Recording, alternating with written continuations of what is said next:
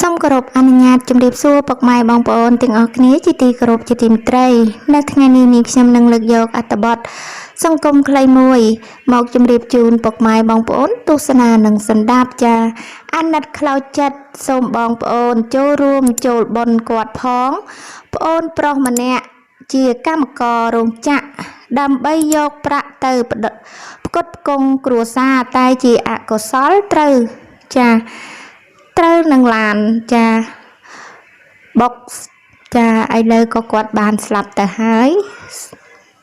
តាំងពីថ្ងៃទី25ឯណោះពុកម៉ែបងប្អូនចាបើយោងតាមករណី Facebook មួយដែលគាត់មានឈ្មោះថាអត្តរាជត្រកូលីបានបង្ហោះសារយ៉ាងក្តុកក្តួលថាអាណិតខ្លោចចិត្តសូមបងប្អូនចូលរួមចូលបុណ្យគាត់ផងប្អូនប្រុស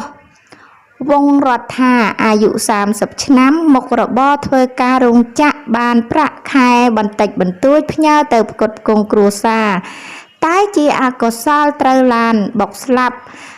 ហើយរត់បាត់ពេលនេះគ្រួសារគាត់យកសពដល់ស្រុកកំណើតហើយម្ចាស់ករណី Facebook ខាងលើក៏បានរៀបរាប់បន្ថែមទៀតថាអាណិតខ្លោចចិត្តសូមបងប្អូនចូលរួម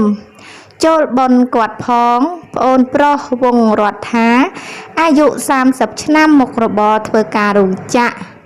បានប្រាក់ខែបន្តិចបន្តួចផ្ញើទៅផ្គត់ផ្គង់គ្រួសារតែជាអកុសលត្រូវឡានបុកស្លាប់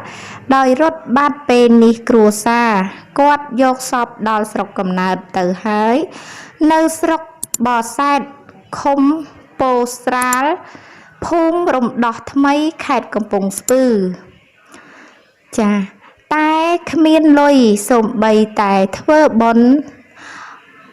អស់ពីគាត់វាសនាកូនប្រពន្ធមិនដឹងវេទនាយ៉ាងណាទេបើបងប្អូនមានចិត្តសប្បុរសធម៌សូមតាក់ទងចាតាមរយៈលេខទូរស័ព្ទ096288200ចាឃើញថាកំសត់មែនតើពុកម៉ែបងប្អូនចាមើលផ្ទះគាត់រូបភាពផ្ទះគាត់ហើយចានៅស្រុកបាសែតចាខេត្តកំពង់ស្ពឺណោះពុកម៉ែបងប្អូនចាឃើញថាព័ត៌មានក៏បានបញ្ចប់ទៅហើយនេះខ្ញុំក៏សូមអរគុណរាល់ការតាមដានរបស់ពុកម៉ែបងប្អូន